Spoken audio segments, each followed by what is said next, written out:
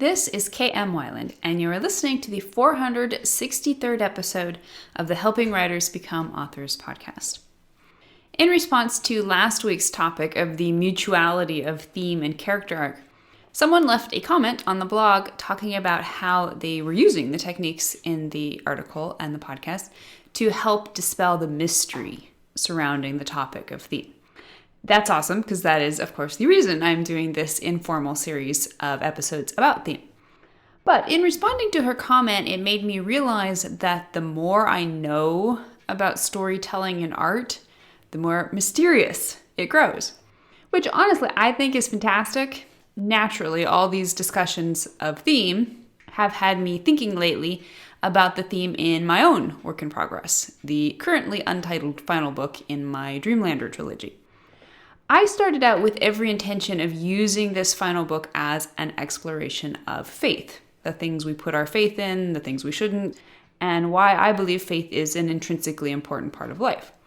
But the book surprised me, first by revealing that its central theme is shaping up to instead be one about personal identity, and by extension, how that impacts and is impacted by faith. That was cool. But then everything surprised me again as the story's emerging theme immediately began coinciding with lots of things I've been thinking about lately in my own life. I didn't plan this. It's hard to even say it that it was my subconscious revealing deeper patterns, since much of what's emerging in this book was set in motion years ago when I started outlining the preceding book. As ever, it's a humbling experience in the face of the great mysteries that art and life are forever intertwining, and to which we, as artists, are gifted with a particularly intimate vantage point. So today, here's to demystifying the craft of writing, even as we embrace the wonderful and ever ongoing mystery of art itself. With that said, I hope you enjoyed this week's podcast. What is the relationship between plot and theme? Sometimes plot and theme are confused as being basically the same thing. Other times, they're viewed as so distinct they don't even belong in the same discussion. So, which is it? First questions first, is plot basically the same thing as theme? To some degree, the answer is yes, or at least intuitive phrasing often links them. Let's consider, for example, Jane Austen's Pride and Prejudice. One way of summing up this novel is as follows. A poor woman and a rich man improbably fall in love. Is that plot or theme? If you've been following our informal series of episodes exploring the various aspects of theme, then you probably already know the answer. What this premise reveals about Pride and Prejudice is plot. And how do we know? Because what's described is all external action. It tells what happens in the character's world. Even in a romance or social novel in which much of the quote-unquote action is confined primarily to verbal exchanges, or even to just the character's thoughts and emotions, we know we're dealing with plot when we're dealing with anything that references a linear progression of events or realizations.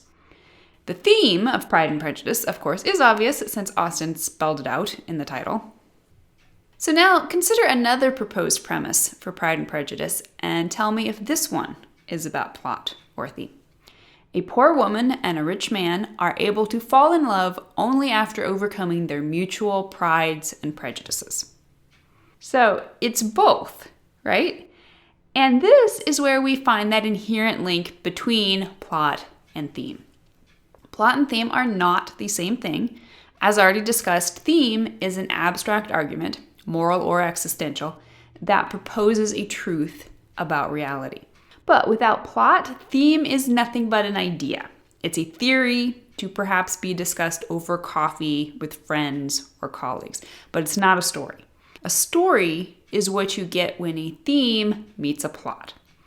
In our second premise, we see how vital one is to the other. The plot, falling in love, provides the exterior action that proves or disproves the theme's proposed argument. Pride and prejudice are both roadblocks to meaningful romantic relationships. In turn, the theme provides a why to the plot's how. Plot and theme are neither identical nor segregated. Rather, plot joins theme and character as the third and most visible of any of Storyform's big three. Plot is the load bearer of the partnership. Not only must it produce a story experience that is both convincing and entertaining, it must also take on the substantial weight of providing the characters with the external conflict that will force them to engage with theme. What's a story about? That's an external, broad question. As we talked about last week, the answer any given person provides might variously be plot, character, or theme-centric. But as we've also talked about before, the true answer is always theme. What this means for writers is, at its most practical level, is that what your plot is about is theme.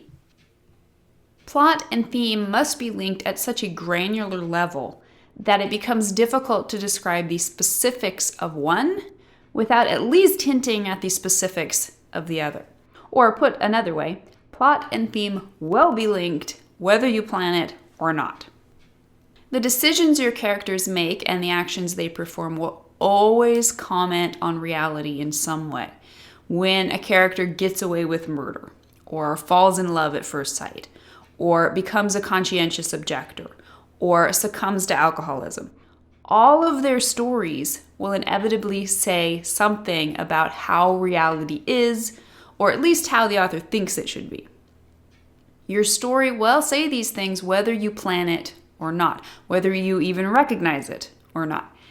Sometimes these oblivious breathings of our subconscious minds provide the most seamless and powerful themes of all. But even more often, an author's lack of awareness about his plot's message will lead him to one or both of two undesirable outcomes. Number one, the plot ends up, quote-unquote, proving something the writer never intended. And two, the writer unintentionally proves one thing via the plot while consciously trying to prove another thing through a pasted-on theme that isn't actually borne out by the story's events. Now, the former can arise from the author's over-reliance on plot conventions. Instead of searching out honest answers from within herself, the author just reaches for the same old familiar standby she's seen in 100 other shoot-'em-ups or romances. As readers or viewers, we've all experienced these stories. They're the ones that expect us to believe the good guys did the right thing just because they're the good guys, or that the romantic leads fell deeply and lastingly in love just because they're young and hot and had a meet cute. In contrast, the latter arises from the author's good intentions, but poor understanding of what his story was really about. He intended one theme, but failed to realize the events created in the plot were actually speaking to another thematic argument altogether. The result is an erratic story that, at best, presents two different themes. At worst, it fails in its presentation of both. Creating a fully formed story with a mutual plot and theme is one of the highest aspirations of any writer. Doing so requires skill, and that skill requires awareness. Following are 5 crucial questions you can ask to gut check yourself about whether or not you've married your theme to the right plot and vice versa. Question number 1. Why this plot? Why this theme? So that's 2 questions for the price of 1. Because seriously, this is probably the most important query you can make in examining your story's effectiveness. Why must your character endure this particular plot in order to learn this particular theme? If there is no obvious connection, then either the plot or the theme is the wrong choice. Question number 2. Does this plot facilitate a character arc that proves your theme? Your story inspiration may originate with any of the big 3, but assuming for the moment that it originated with theme, you need to bring your investigation full circle. The theme must be proven within the character arc via the lie-truth conflict at the heart of the character's inner conflict, and that character arc must alternatively cause or be caused by the plot. For the story form to work, all 3 must be linked. You can, of course, proceed with the same investigation no matter which of the big three is your entry point. If you're starting with a plot idea, or you've already finished your first draft, you can ask yourself just what the events of this plot and your character's journey through it is saying about reality. Or if you're starting with character, you can find the lie truth at the heart of her arc and then circle around to find a plot to prove that specific theme. Very often, when you are struck with an idea for one of the big three, you'll get simultaneous ideas for one or both of the remaining two. Just make sure you're not taking any one of them for granted. Question number 3. Can your plot's external conflict be a metaphor for the character's internal conflict? We already know theme and character are inherently linked. From there, one of the single best ways to get your head around the further symbiosis of plot and character is to think of the story's external conflict as a metaphor for the inner conflict. For instance, if the character is working through beliefs about pacifism, the appropriate external and visual metaphor for this conflict will very likely be a theater of war, or a century of wars, as in Anton Meyer's Once an Eagle. Or perhaps your character is arcing negatively into the degradation of deeper lies, as in Emily Bronte's Wuthering Heights, in which the anti-hero Heathcliff spends the second half of the book inflicting upon his enemies a grotesque reconstruction of his own childhood humiliations.